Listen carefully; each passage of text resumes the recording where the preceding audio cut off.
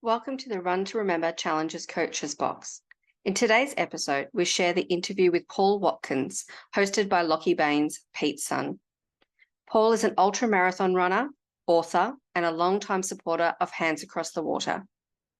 Paul is no stranger to endurance, having completed some of the world's toughest challenges, from 250-kilometre desert ultras to grueling 100-kilometre mountain races. His passion for pushing limits and making a difference makes him the perfect person to lead this inspiring conversation. Paul sits down with Lockie and shares the vision behind this incredible initiative and the beauty in giving it a go. So get ready for a heartfelt and engaging discussion that delves into family, resilience, and the power of community. From the classroom to the coldest corners of the planet, Paul Watkins, everybody. Thanks for joining, Paul. Good afternoon, good evening, good morning, wherever you are, whenever you're listening. How are you? Yeah, good. Thanks for coming. My pleasure. Now, I wanted to start a little bit. Tell us all, your journey. Tell us all why you started and what took you from the books to the trails. Yeah, it's probably a little bit different journey to most people. Like if you read my bio these days, like if I'm out speaking or whatever and I get introduced, people listen to the mountains I've climbed and races I've done, and then have an expectation that Bear Grylls or David Goggins or Chuck Norris is going to walk out. Yeah, and then sure. I walk out and they kind of look really confused because I look like just like an old and tired Harry Potter who can't actually do magic. They're like, what's up with that guy? And I think that's an important differentiation to make. Like my background isn't super athlete. Like I'm a nerd. Like in high school, I was chess club, theatre club, debate club, all that kind of stuff. Yeah. And I only got into cross-country running and kind of that space because I had to do sport at school. And then I dropped out of it when you get into the career and the job and all those kind of things. And I only got back into it because I was really working myself to death and went, there's got to be, more to it than just being the guy who dies with the most money. And then got back into running and then really started to rediscover how that made me feel like a really healthy person and got into running. And that led to marathons, ultra marathons, and that led me to mountaineering. And then over time, like over 2 decades, I've kind of managed to build a resume of doing really weird stuff in pretty much every weird corner of the planet.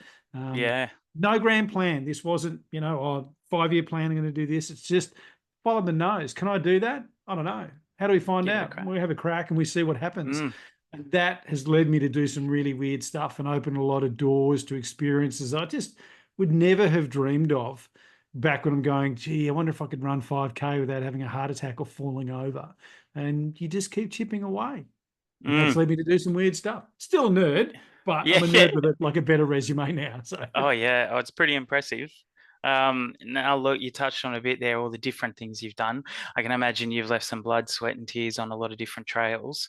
Do you have a crazy story that stands out? Because I'm all about the weird, things like yourself. I could give you 5 hours. It's a 5-hour podcast now. I'll give you some crazy stories. Yeah, nice. No, I've done all kinds of weird stuff. Like I spent a month climbing in the Andes carrying a PVC pipe full of my own poo. Like I've done that before because, that's normal. Of course. Were there to climb. What else would you do? Yeah. I was there to climb the highest peak in the South American continent, and it's in a national park. And because of that, you have to sign a waiver that you'll leave 0 waste behind. Wow. And the rangers give you a PVC pipe as to assist you with that journey. So you can leave your number 1s on the mountain, but the number 2s go in the pipe. And you actually bring the pipe back, which is fine when you're on the mountain, like 7,000 meters above sea level. Everything snap freezes. We're okay with this. But when you hike out through the Rio Vargas Valley, which is like 35 degrees, everything you own is now fully defrosted, and it's more of a problem. But you find yourself in weird places doing these weird things. I found myself in a place called Dawson, which is up in the Yukon in northern Canada, at a bar called the Downtown Hotel, and they have a drink called the Sour Toe Cocktail. I'm not going to tell you what that is because it may terrify some of your listeners. But if you've got a moment, Google Sour Toe Cocktail. It is unfortunately exactly what it sounds like, and your knowledge will be expanded once you've Googled that and had a read of it. But I've done that and I've got the certificate to prove it. Yeah, okay. I'm excited to check it out. I'm a barman by trade, and so that could be one to keep in back pocket. Yeah, I would look that up. If it's not too crazy. You're never going to serve that ever. I don't care how many bars you work in. There's only one bar in the world that Okay. serves this. And once you've looked it up, you will completely understand Understand why. why. Yeah. Okay. Cool. Yeah. Yeah, Uh, I think doing that, of just opening yourself to doing different things and pushing those boundaries, put you in a position where you go out and have weird experiences. And like, even those yeah. two stories had nothing to do with the race or the mountain and whether I achieved it or not. They were the experience that came by going out and doing the thing, even if the thing was successful or not. The best Yep. stories were what happened on the way. Mm. And I think that's been a big lesson for me. It's very easy to get wrapped up, particularly in the racing world, of did you win? Did you get on the podium? Did you hit your PB? Did you get the time? All that kind of stuff. And you forget that it's actually the journey. It's actually all the weird stuff that happens on the way. It's all the people you met. It's all how they impacted your life, how you impacted their life. That's the stuff you come home and talk about. Yeah. So that's been a long learnt lesson for me that's taken some time. And I'm still kind of having to remind myself of that from time to time, that that's the bigger part versus the did you get the outcome that you wanted and tick the box or whatever. Sure. Well, I think that's something I said to Dad. It is, as cheesy as it sounds, it's not the destination, it's the journey. And a lot of that only happens in hindsight, right? You go, we have a goal, we're getting there. Obviously for Dad, he does have a goal that he's got to achieve. But what happens in the next 26 days or while he's on the run is really that's where the stories come from. That's where the real emotions are going to come from, not necessarily the end destination, right? Yeah, exactly. But if you think destination only becomes really binary, you did it or you didn't. Yeah. But I'm sure, as you pointed out, like for Peter, it's going to be all the stuff that happens every one of those days, the highs, the lows, the people, all of that it generates. That's what will make the story versus the single last chapter at the end, which is really important, I know. But win, lose or draw, so much is going to happen in those 26 days that will make that journey worthwhile. And it'll be interesting to get Peter to reflect at the end of it to see, what his recollections of those highs and lows and the people and the moments and what stands out to him. And I'm sure it won't necessarily be the finish line. I'm sure it'll be all the stuff. Well, I think that's it. It's not just 26 days either, is it? It's the 20 years leading up to this kind of final, well, not final challenge, but this big kind of milestone. That in itself, has been a big journey. So it's a lot to reflect on. And I think it's a good example for people to understand that. And I talk about this with people. You look at Peter and go, he's going to do 1,400 kilometers. That's insane. I'd never be able to do anything like that. It's a great story, whatever, and I disconnect, so I don't have to go and get fit or do this or do that. Sure. That's an end process. That's like a finished product almost for Peter to get to this point to be able to do that. And there's been decades of work that have built up to that. And that's the same for me. My career, the last few races that I've had that have been hugely successful have been built on the back of 20 years of doing this and being pretty average at it. So I think it's easy for people to go, they're already at that level. I'll never get there, so it doesn't matter. Well, we never got there either. Like, it's taken ages. We were a work in progress for so long. Give yourself the grace to be a work in progress and go, well, I'm not going to do 1,400. No, but you might do the 20, or you might even be up to doing the 60, or you'll get a bunch of mates together and see how much of it you can knock out. That's all just as valid. So it really is important to give yourself that grace and that space to go, I'm a work in progress. I'm not doing 1,400 because I'm not PB. That's okay. Yes. What can you do? Where are we at? Let's go from there. Yeah, I love it. I was actually talking to my brother about it today, and I said, what, not are you, but how far are you running, and I said, I did the maths and I went, 60Ks can sound pretty, like the 60K challenge on the Run to Remember Hands website. If you haven't checked it out, guys, check it out. But there's a few there, and you touched on it. There's a team, there's a end, group goal of 1,400, or you can adjust it to whatever you think your limits maybe are, or a little bit above that and try and get there. And I said to him, if you look at it and break it down, 60Ks, 26 days, it's 2.3Ks a day. That's really achievable, at least for me and him. And I said, so if I go a little bit more than that, that's a win, and in that, I know that personally, getting up every day knowing that the old man's over there doing it in a lot worse conditions, that's a motivation I'm going to relate, and that's that journey I've got. I don't know what I'm going to learn yet from that. Exactly, but you have to go and do the journey to get the learnings. Like, you do have to put in that work, and even if it is 2.5 Ks a day, like take the dog, go for a walk. It's Yep. very, very manageable. You just have to have that discipline of knowing that we're going to do that every day, and that's fine. And I think when you mentioned the group challenge, like that's really, really important. I had a big ultra last year, which didn't end well for me, but I went with a couple of mates who are all fellow dads. Yep. As a support crew. And I said, guys, like, we never catch up. We used to catch up all the time. And then you have kids and you get busy, blah, blah, blah. Why don't we get together and go do this together as an event? We don't really care about the outcome, but let's spend a weekend together as, fellow dads and mates who've kind of, let a few things slip. Let's catch up and do that. We had a fantastic time, and it became more about that experience to just catch up and remind ourselves going, oh, yeah, parenting's really hard and work's been really challenging. And, oh, you're dealing with the same stuff I'm dealing with. Oh, okay, that makes me feel a bit better about where I'm at, and we can share some stories and war stories and all that kind of stuff. Yeah. Sometimes those team events carry a lot of hidden value that's got nothing to do with the distance. So I hope people don't overlook the opportunity to go get a bunch of mates and go out and do some distance. But don't forget, it's not just about the distance. It's about spending that time with some people who are important to you. Yeah, I love it. I can't wait. I really can't. I wish I had some mates that would come along, but I think I'm going to have to try and get, the in-laws and family and, see how that journey unfolds. Drag a few in there. And you might, if you, I'm not going to say we're going to guilt them into it, but if you start posting up that, look, your guy, Lockie's got out, done another day, lads. He's done another day. He's done another day. That's it. Do you want to join me in the weekend, fellas? Like just a little nudge every now and then. You never know. Well, I actually think, people come out of woodworks as well that you haven't, like you touched on old mates, but there's people that you wouldn't think of, and you have something maybe related in some way. They might know hands, or they might be into running now. It's pretty trendy. That might spark, and who knows, they might reach out themselves. So we'll see what happens. You don't know what doors are going to open for you, and you don't know what doors you're opening for other people when you make that opportunity available for them. And that's why I think a lot of these team things and relay things are super now. I know why they're becoming popular, because it gives you a little place to hide because you're in a group. It's not all about you on your own, but you're still out doing the thing, and it's still difficult. And you can kind of start building that story about, oh, I'm the kind of person that can do something that's a little hard.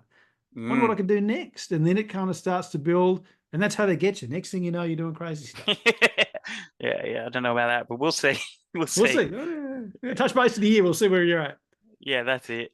Now, you did touch on a few similarities. I personally, struggle sometimes with studying, work, keeping fit, being a good dad, being a good husband, keeping the house, all in check. And there are some things that are hard. What are some of the things that you find hard to kind of juggle, and what are the tips you've got for me and anyone else listening?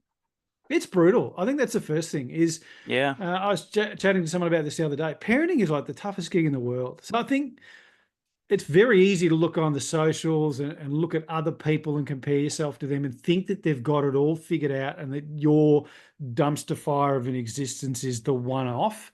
Sure. Versus when in reality, when you actually sit down and talk to people like you and I, we're all going, it's hard, man. And some days I do not have any of it under control. I think the first thing is to just remember that 99% of the people out there have got just as many dramas going on as you do. No one's got it figured out. And the people who tell you they've got it figured out definitely do not have it figured out.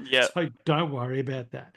And you're trying to wear all the hats. You're trying to be the dad and a husband, and you're trying to have a job, and you're trying to mow the lawns again and get the house under control and do this and do that.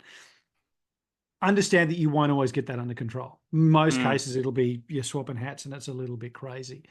For me, the only thing that's really worked is to keep filling all the minutes. Like, don't just sit back and go, it's all too much. That's it. I'm out, whatever. It's like when you just do what's the smallest and easiest thing I can do now that moves the needle in the direction I need it to go, and just do that. I'm walking through, I'll just grab that and pop it away while I'm here. Hey, kids, pick that up and move that. Weedy, can you do that? Boys, get the rubbish out. Just, it's not the one big thing that allows you to be great better parent or great as a partner. It's the million little things. And you've just, for me, it's just training myself to go, always have some momentum on something. Oh, okay. Here's a really dumb example. We've got a really long driveway. It's like 140 meters from my front door to the front gate. So if I'm going for a run and I'm kind of going, oh, I'm falling behind the gardening or whatever, I'll literally do the edges on one side of the driveway as I walk up to the gate, leave the edge of there, go for my run, come back, pick the edge up, do the other side of the driveway while I Yeah, walk back right. down. And it sounds dumb, and your neighbours will be like, you're an idiot. But you're like, you know what? I got my run done, and I got the edges done on the driveway. Just Yeah, cool. dumb things like you just the tiny 1%ers, and then you're not trying to be a hero and do the 100%ers all the time. Just stack tiny wins on everything as often as you can, and you'll be surprised. You get to the end of the week or the month, you look back and went, "Oh damn, I got a bit of this under control for once." Like, it won't be under control for long, but yeah, sure. You can have a little bit of a win just for a little bit of time. So that's for me. Just look for 1%ers and just keep smashing 1%ers as often as you can. And you just end up miles ahead. Over the long haul, you get things under control. Yeah, I love that. Just keep chipping away. I really do. Yeah. I heard something last year from someone. I don't know where I heard it, but it was a saying that stuck with me. It's do your best and forget the rest. And that I try to tell myself that a lot, which is, the same sort of thing. If you can just do one edge, that's enough. Yep, to the other way back. Like, I love it. Yeah. We're in a hurry to beat ourselves up, that because you compare yourself to everybody else and you think they've got it under control and they don't. And you forget that. Like, everyone, once you get around and chat to people, you realize that everyone's dealing with the same huge pile of crap, and that it's okay. And if something slide, okay, I didn't get that. What am I going to do to get back there or get that back under control? So give yourself a little bit of grace. Keep stacking the small 1%ers. You will get it under control. Yeah, cool. I love it. Now, climbing mountains and building businesses sounds like a bit of a superhero. How do you take the outside world and kind of transform that success in the office world, corporate world, so to speak? One of the things I love about, there's a couple of things I love about mountain climbing. The first is that mountains don't care about your business card. Like, they don't care where you sit on the org chart, how much money you make, what kind of car you drive. They just do not care. Mountains only care about, have you done the work? Have you done enough work to earn the right to stand here and even attempt to do this? So I think it gives you a great deal of humility about the words in your business card don't translate all the time to you being, the world's greatest whatever. It's more about, can you deliver? So it gives you that humility to start with.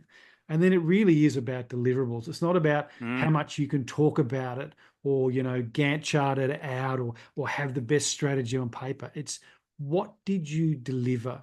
When it really came down to action, what did you do? So I like that for a start. And the second thing is you have to have discipline on a mountain. You can't turn off. You need to know where all your gear is. It needs to be packed in a certain way. You need to be able to access it in an emergency very quickly. You've always got to have your boots done up the right way. You've got to have all your skin covered so you're not getting frostbite in a blizzard or what have you. So you learn to make sure that you take care of those 1%ers again. And that discipline can transfer over. You do sweat the small stuff. I mean, it's a very annoying saying, but it's true. How you do anything is how you do everything. Sure. So you begin to train yourself to go, I'm not the kind of person who will just let that slide. Well, we'll fix that later. It'll be okay. Someone else will do it. Well, no, they won't.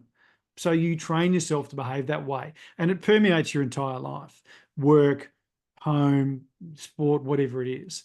So I think there's a whole bunch of transferable skills that you can take from life in the mountains and bring it back, not just to work, but your entire life. I really prefer to talk to people about skills that aren't work specific. They're about you. Like, you're going to do a whole bunch of stuff in your day, and some of it they'll pay you for, and a lot of it they won't. And that's okay. But all of it is about you. So what skills can I build that I can apply wherever I need them? And some it'll be work and some it'll be home and what have you, because those skills are the ones that are really worth the time and effort. Yeah, that's awesome. That's really good stuff. I hope so. It is. That's how I operate. So if it's terrible, I'm in deep trouble. No, it is. I'm a very the moment I'm a teacher at a community college, and the people that come to the community college are they vary from different backgrounds, ages, and education levels, and I always try and relate that the physical skills that I'm helping you build are going to translate, whether you're theory based or not. That's what I'm about, and I think that helps. And that's kind of taken me, well, it's just kind of reaffirmed what I think to be true. Do it and do it well where you can, everywhere, and it's going to build success wherever you go, in however you measure it, right? It helps them probably level the playing field a bit mentally and emotionally. Like internally, it gives them an opportunity to go, well, now I'm going to value you based on your outcomes, on your Yep. action, not on, what kind of socioeconomic fit, where you came from or what degree you've got or car or whatever. It's like, what did you do? Like show me the evidence of who you are, and I'll base my merit of you on that versus, well, you're not in the C-suite or you don't have that kind of car or whatever.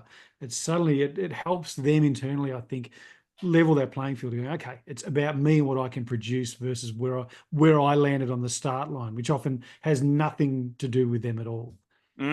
Yeah, that's good. That's really good. Some of it is out of our control. Some of it is, and a lot of it, a lot of it. Yeah. You've worked with thousands of people from various fields as well. What would you say is the common hurdle that people face? Is it themselves, from what you're saying? Is it not their background? What would you say is the most common you hear? I think the best way to describe it, and I think I probably stole this quote from Dr. Andrew Huberman, who stole it from someone else when he was talking about it. Sure. It's all internal. It's all in your head. Everything is internal. The example he gave is, if you finish a marathon and you feel great about it, they give you a medal, but it's not like they pumped dopamine into your brain. Like you gave that to yourself. The whole thing is internal. So a lot of those feelings you have, the story you're telling yourself, the voice up here that talks to you, it's all you. It's all internal. So that you need to take charge of that entire thing. And when you begin to get people to understand that you're in charge of that, that opens a door. And then we go through that door and go, okay, you're in charge of it. So now what's the toolkit, the mental and behavioral toolkit I need to make sure that I'm telling myself a great story, that I really got my internal environment sorted out? And if you can get control of that, you're off and racing. And it doesn't matter whether it's work or personal or whatever. So I think the key thing is it's all internal. It's all you. And that's okay. But let's make sure we're in charge of that.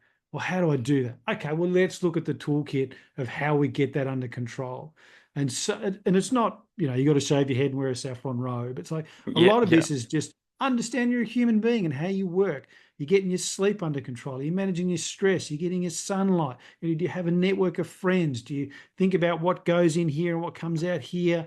Let's get some of this stuff under control. And all of a sudden now we're operating at a higher level, and then away we go. And that doesn't matter whether they're school students or C-suite. It's still all internal. You're still humans and you still operate under the same operating system. So that for me has been great because you can then look at the toolkit for everybody and it always works. Yeah. And it's really tailored to, your self-belief. That's where it comes from, right? And what you speak, it said that. I really believe that. What you speak, whether it's good or bad, tends to come true. So be aware of what you're feeling, right? Yeah, there's been some actually really interesting studies. I mean, because people get a bit scared of the woo-woo, you can speak it and manifest it, the universe will give it to you. Like, that's crap. It doesn't work. But there is a lot of like genuine scientific research now going, when you actually, the way you think and the thoughts you give yourself can actually have measurable impact in brain structure. Like we can actually functionally scan it and look at that and see what the differences are. So there is a scientific background to going, the universe won't, if you sit there and dream about being a millionaire, the universe won't give it to you. But if you tell yourself a positive story or a negative one, you will then have impacts on a whole bunch of biochemical markers. So it does actually have a degree of impact in how you feel and how you operate. And at least that gives you the best chance to go out and have a better outcome versus putting yourself behind the 8 ball before you even start. Yeah, I think that's something I've noticed with Dad. There's obviously a lot of reasons, or a lot of reasons why he maybe couldn't do the run, but that doesn't really enter his brain. It's just kind of wasted energy. I see he's just, one foot in front of the other, keep focusing. And it's that, right? It's not, I'm going to think that I'm going to get there and it'll just happen. He's putting in the work because he's, believes it, and he believes that that's coming from within, and it's shown it again and again, like watching him in business, in the cops, and now with the charity, it's pretty impressive, and I think that's true as well.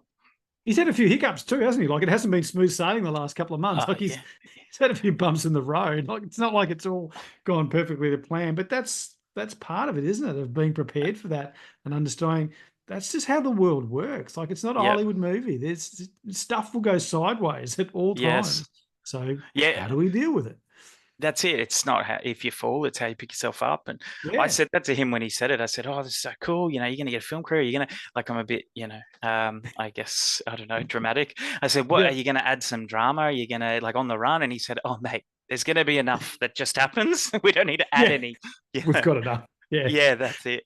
And that's true. Like, a couple of weeks out, I don't know how many people know, but I think he's shared it on the socials, hey, like what he's happened and with his leg and whatnot in the lead Yeah, up he to did. this. I couldn't believe it. Yeah, it's crazy. It really is crazy how close it got. I haven't read what he said, so I don't want to give too much away. So, if you don't know, you'll Go soon look it know. up. He didn't sugarcoat it. Yeah. Like, it was Okay, fascinating. cool. So if you haven't Yeah, checked, go get on his page and have a read, because yeah. it has not been smooth sailing. But No. that also makes it fascinating and makes it Yep. real. It's not, oh, Pete's got it worked out and he gets up perfectly and his crew's Yep. got it all under control and he's hydrated and happy. And it's like, no, it's been really hard, because Yeah, that's how of the world course. works. So it makes it Yep. real, and you can start to relate to it a little bit more and see what tools he uses. And you can see that he does actually walk the walk. He doesn't just talk the talk. Like, things he talks about, you can see him now having to execute and utilize those tools to do exactly what he's doing, which I think is really good. I'm a huge fan of, pracademics, people who we don't just talk about the science. You actually go out and use it and do stuff and then bring it back and test it and go, did it work or not? And then we can evaluate it based on that. Yeah, I say that to the students because, I'm not the best teacher, but I definitely try. And if there's a mistake, if there's something I don't know, we just learn it together or we fix it together. And that's a lesson in itself. And I think people can be a bit too hard on themselves. Yeah, if something goes wrong, Absolutely. it's not bad. It can feel bad, but it can be a lesson learned, Yep. It's just, how do you want to frame it and what do you want to do with it? And both of those are on you. Yeah, for sure. How did you come into contact with Hans or Pete? Like, how did that kind of connection Pete start? contacted me to do the Future of Leadership back in, so it would have been pre-COVID, so probably 2019, I think, 2019, Sure. 2020. If we were allowed to do it then, I'd lose track. They say people have got amnesia now from like COVID. It was like 2019 and then it was 2023 or 2022. There's like a gap in there that no one remembers. So yeah, Peter contacted me, and I'd never heard of Peter. I didn't know who Peter was, and he contacted me and said, "Look, I've heard of you. I'd love you to come and can you be part of this?" and explain what they were doing and why they were doing it. And I'm so glad I did. I've made some amazing friendships out of that, both through people on stage and Peter himself, but even through people who attended the Future of Leadership sessions and the speakers and so forth. I've made great friends who I've kept in contact with for years now, and we go out and have our own adventures and do stuff and talk business and family and expeditions and all kinds of stuff. So it's one of those things where someone rang and you answered the phone and they said, "Do you want to do this?" And you're kind of like, "I don't know, yes." And all of a sudden that opened a whole bunch of doors, and all of a sudden a whole bunch of stuff happened. Whereas if you go, "Well, no, that's not me. No, that's way out of my comfort zone," I would have shut that door and that would have been it. And he would have moved on and so would I. But sometimes you just got to go, "Yep, let's see how where it goes." And away you go. And you've just got no idea where it's going to land. So say yes to be curious. I say to people, just be ridiculously curious. Yeah, let's do that. Let's see what happens. Yeah, I think there's a lot of truth in that, saying, if you close yourself off to opportunities. And if you're open, you don't know where it's going to go. And for myself, similar things in life where, when I've said to people, I'm not going to do this or I don't want to go that. And then as soon as I change my perspective, things just kind of open up and you can't really explain how you've got where you've got sometimes. It's just happened because you didn't say no. You're willing to give it a crack. Yep. Yeah. I mean, you find even little things. Like, I don't know how many times I've gone, "Oh, I don't want to go do this or go to that or whatever." And then you go and you come home and went, "I'm really glad I went to that. I met that person. They're really fascinating. Well, that was a lot of fun. I'm really glad we got out and did that." And you're like, yeah, if you'd asked me an hour before, I would have gone, "Oh, do that. Can't be bothered." Yeah, of course. But then you go and like, "So glad I did." Yeah. There it It's is. like it's like the gym. You don't really want to go until you're there, and you go, I'm glad afterwards that I've gone. And it's like Dad said about going for the run. You don't want to do that all the time, but once you put your boots on and you step out the door, it's happening, and you feel a lot better once you do open yourself up. 80% of people never believe people like Peter or myself or people who do a lot of running when we say to them, most of the time we're not excited about running. We don't want to go train. That's the discipline of, well, we just stack the small win every day, and that becomes the system, and you revel in the fact that you're executing the system, and then it allows you to go out and have the events and do the things. But most days I'm not pumped to go for a run. I'm like, I've got to go do this. What do I have to do? I've got to do intervals. Great. Oh God. Yeah. But you do it because that's the discipline, and you respect yourself enough to go, tomorrow I'm going to wake up and go, thanks for doing that yesterday. That was good because we're a bit better today now, just a tiny bit, which makes today a little bit easier. And then Yeah, it's that momentum. And I did hear you say in a past interview once, like, you still get nervous sometimes when you go out on stage, and that is, you are out there. It's not necessarily about yourself. You know the story, you've done it before, but it's about wanting to leave a good impression on other people. So by doing that in itself, at the end is you might hear someone's story and go, that's why we do it, Yeah, exactly. And again, it's having that humility of understanding that being on stage as a speaker is a servant role. Like, I'm there to serve the people who have come to listen to me, and I've got a job to do to deliver the best experience for them that I can. It really isn't, oh, I'm the speaker on stage, prepare yourselves. It's like, well, no, you're there to serve them. Your job is to give them as much as humanly possible so that they have the best experience possible. And that brings with it, I still get nervous. I've been doing this for years and speak to thousands of people. The heart rate's still up when you go out there, and you still want to make sure that you absolutely hit it. And that's also that flip side of being a professional. Like, be a professional. And a professional, you're never phoning it in. You're not putting the tape on and go. It's really every time is a unique experience for every person who's there. So respect that and deliver for that person every time. Yeah. Do you have one that comes to mind of someone that's, pulled you aside afterwards or weeks later and said, hey, this is, something you said has really changed my perspective on my own life? Yeah, it's really interesting. You get things that come out of the woodwork miles afterwards, and you have things at the time that are really impactful, and you get a glimpse into what other people are going through. I speak to thousands of high school students every year, senior high, like year 11, year 12 students. And after one recently, a student came up to me and said, what's the one most important thing I really need to take away? And I said, this is the most important thing. You're going to screw it up and you're going to be fine. Like, it's okay. And then they just burst into tears. And you realize that the pressure these people are under. I said to this person, look, you could get it wrong for the next decade and you'll still be okay. Like, you're going to have like 5 different careers. You'll end up in a job that doesn't even exist yet. And you're going to do all these amazing things you never dreamt of. And some of them you'll get completely wrong and you'll be okay.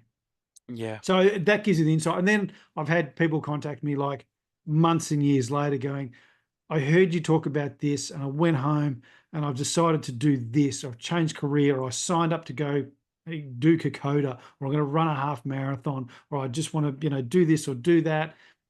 And you realize that they were just a person sitting in the back of the room, and you didn't realize what was going through their mind at the time. Great example. I had a session, like an in-house session for a company 2 weekends ago. And I finished and he chatted to everybody, and a guy walked up to me and he said, this is what I wrote on my notepad while you were talking. And he'd written, one day I'm going to be dead. I need to do some things.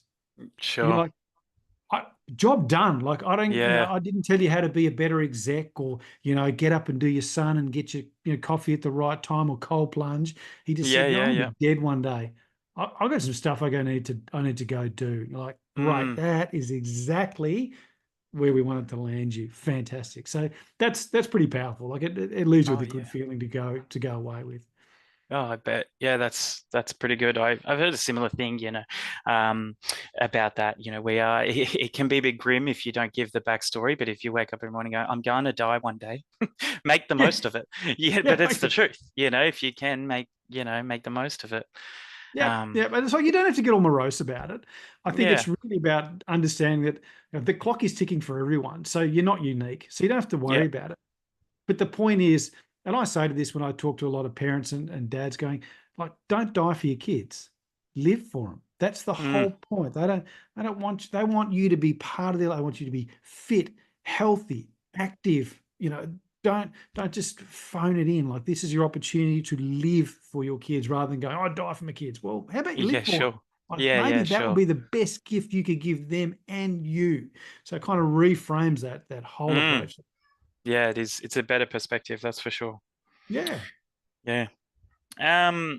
Talking about kind of challenges and things like that, what do you think is going to be the hardest part for Dad on the run? Is it the mental or the physical?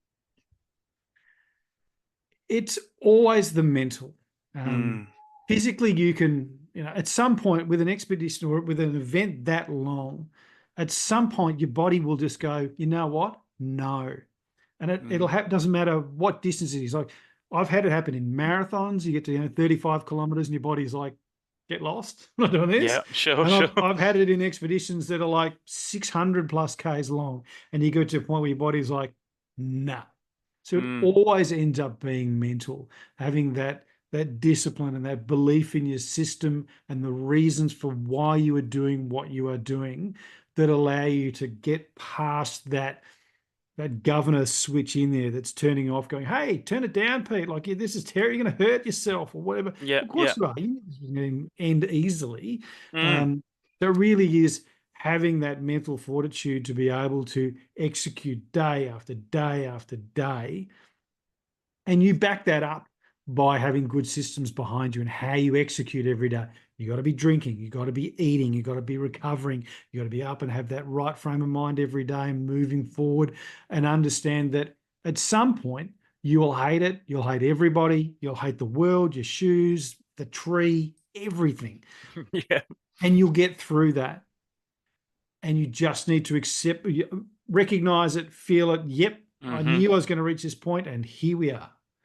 And then you just move through that, and you just keep moving forward and moving forward, and then you get through that. And then it happens again, and you know how to deal with it, and you start to build that skill of dealing with those mental roadblocks and dealing with that feeling. And you go, oh, it's my old friend.